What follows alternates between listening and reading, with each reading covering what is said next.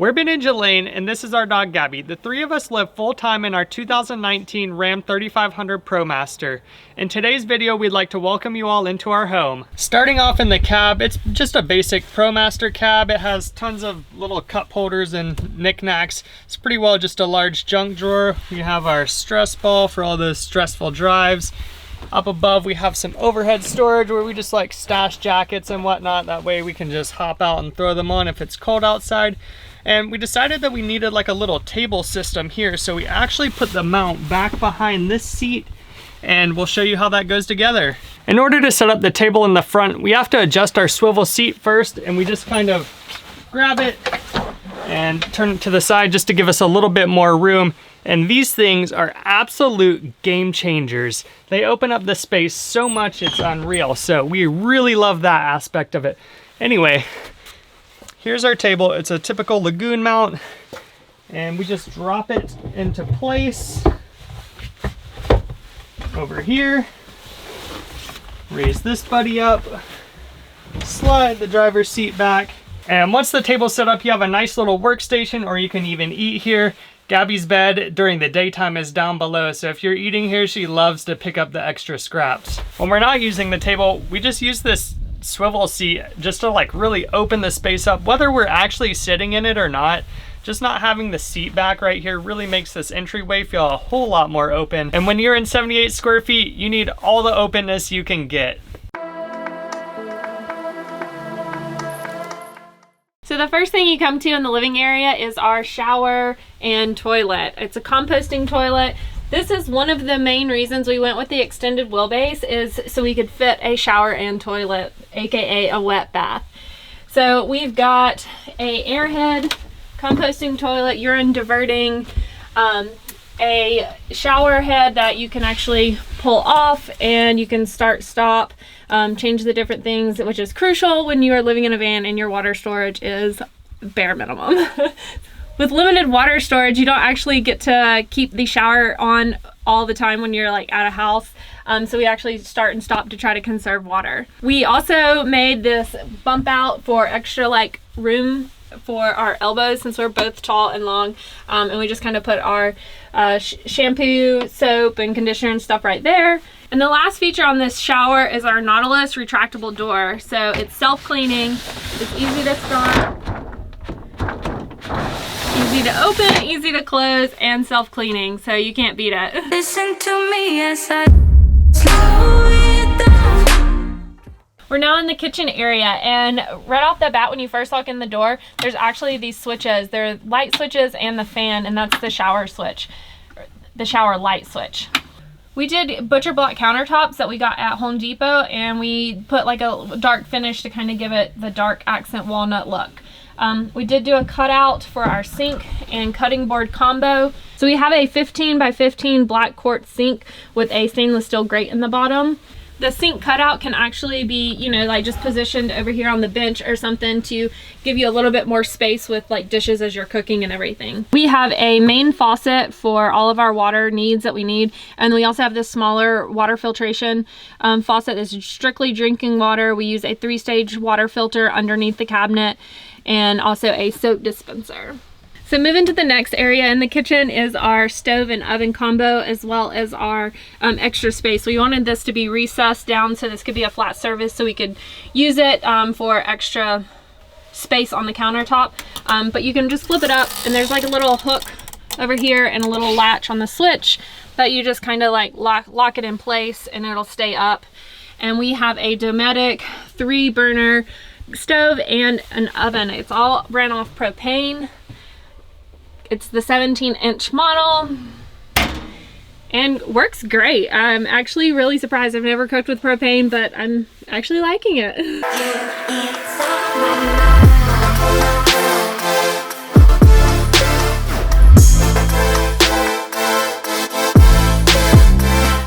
I'm really type A, and I like my spices, and I definitely like them to be organized.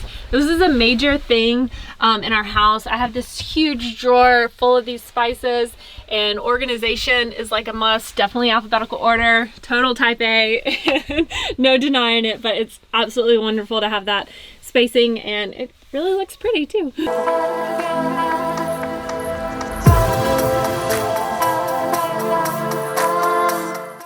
For our storage, we have this cabinet, and this is basically our pantry storage, which holds all of our food that we're gonna have, coffee, tea, that good sorts. And this one actually is a smaller cabinet, and it holds our coffee cups and coffee.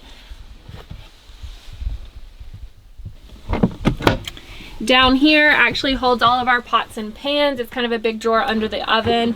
Pots, pans, plates, cutting boards, any kind of things that we actually use for cooking. Over here is excess storage, paper towels, toilet paper, chips, cereal, all the goods. To maximize our storage space, we even put drawers in our toe kicks.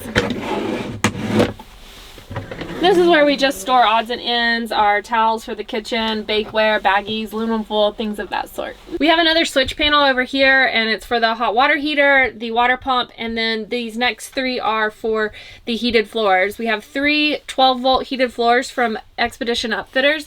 There is one right here, there's another one right through here, and another one right here, and they're pretty efficient. It takes probably about I'd say a little less than 10 minutes to heat up, where you can truly feel the heat, and it's actually nice and comfortable and keeps our toast toasty. Moving over to the opposing side, we have our refrigerator, which we love. It is a 12 volt. I mean, I'm sure you could get like a dorm type fridge, but those just suck so much power. This is super efficient and we love it, and boy, did it cost us. But anyway, so you may be wondering why we have it up so high, and the main reason is originally we were going to put it on the floor, but we didn't want to be like standing on our head to be looking what was in our refrigerator. So instead, down here, we just have our espresso machine. Oh! Before we had that, our dirty clothes went there, but those have gone elsewhere because you have to prioritize things sometimes. Anyway, so our refrigerator it's not huge, but you know, we have all the goods in here. We have drinks, pizza, milk, all kinds of stuff. Our little itty bitty refrigerator with the magnetic clip, super handy. That way you're not having to hold it open while you dig through this thing that your hand barely fits in even.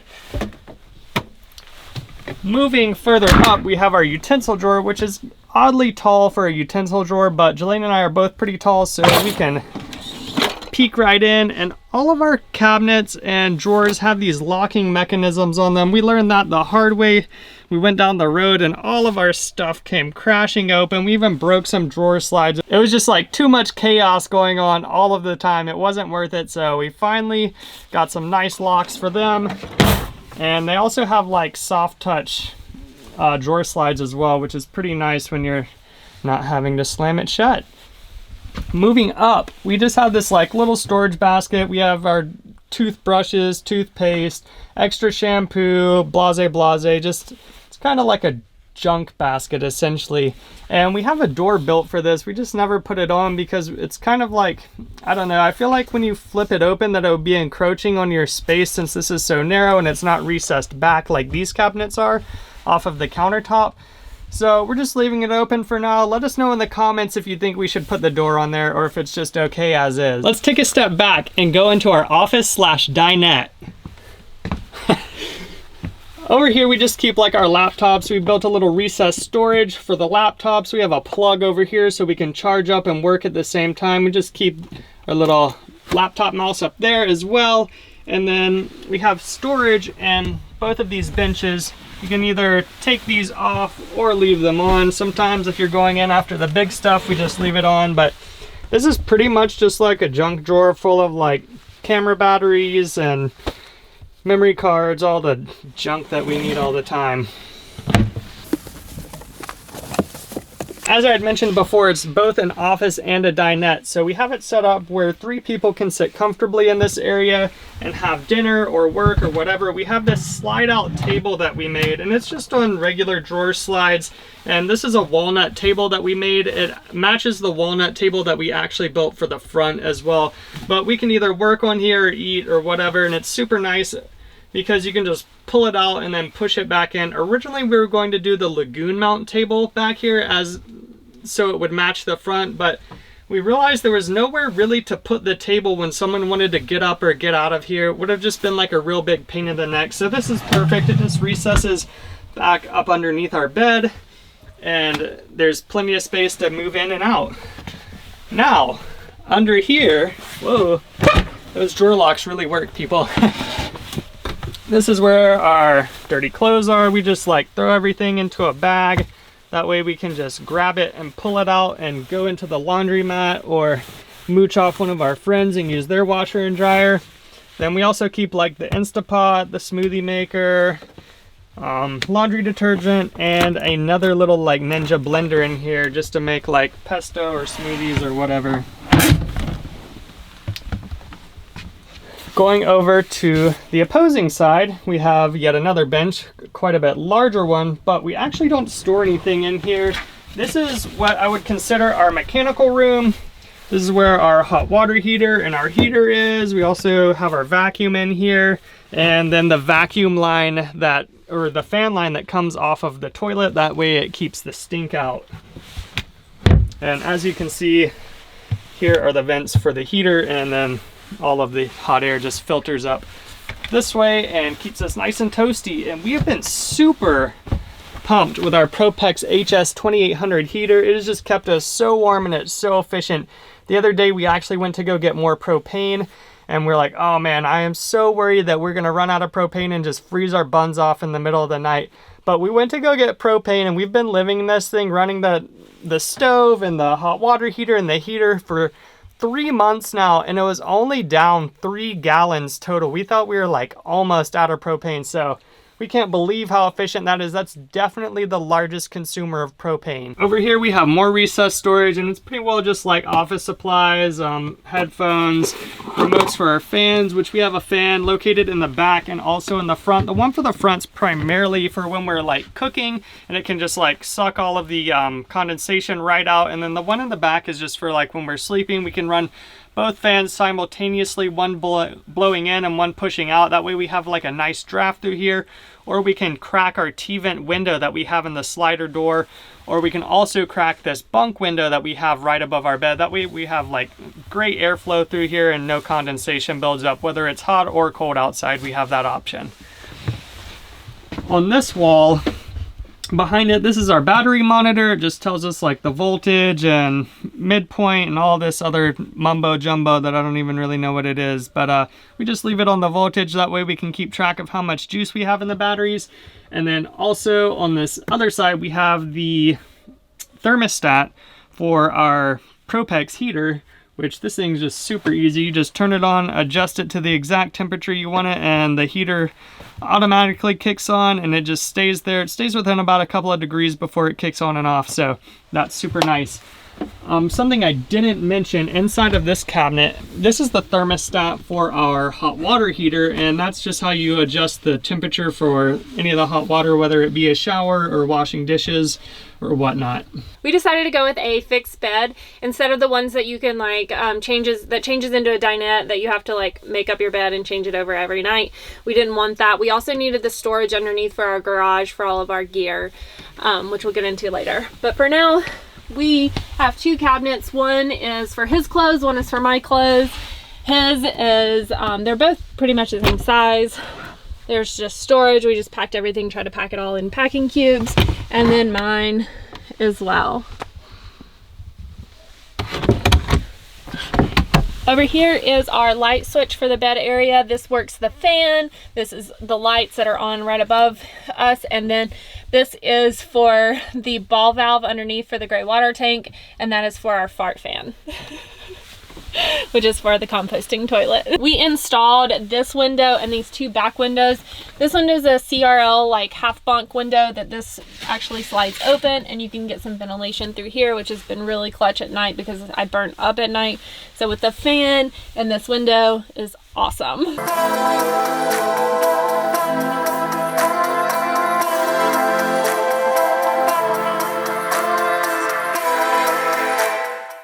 This is our garage area. On the driver's side, we keep all of our tools nice and organized in these different boxes. That way, if we have like a breakdown or if anything inside breaks, we can fix it immediately. Back behind the tools, we have our 40-gallon freshwater tank, which gives us water to our shower, to our sink, and also our drinking water once it's filtered. Next to that, we have all of these storage boxes that just have random odds and ends in them, extra backpacks, shoes, just accessories that we don't really use that often and we don't need to get to. Then we have our backpacks full of rock climbing gear, camping gear, all the gear. Under the backpacks, we have our collapsible ladder that gives us access to the roof. That way we can maintain our 3 200-watt Renergy solar panels, which give us all of the juice. We've been so pumped with those the whole time. One of those scenarios where overkill is truly underrated. This kind of empty slot, we originally discussed putting our mountain bikes in there. As you can see, they aren't in there yet, but we do plan on getting those and putting them in there in the future. This is our 2,000-watt Victron inverter, and we have 3 100 amp hour Battleborn batteries. They're lithium batteries and they're just great. We have so much juice all of the time and we could not be more happy with this setup. We hope you all enjoyed this van tour. If you have any questions, hit us in the comments. If you're curious as to how we built anything, click into this van build playlist. We're Ben and Jelaine with Nomadic Visuals, and we'll see you all next week. Bye.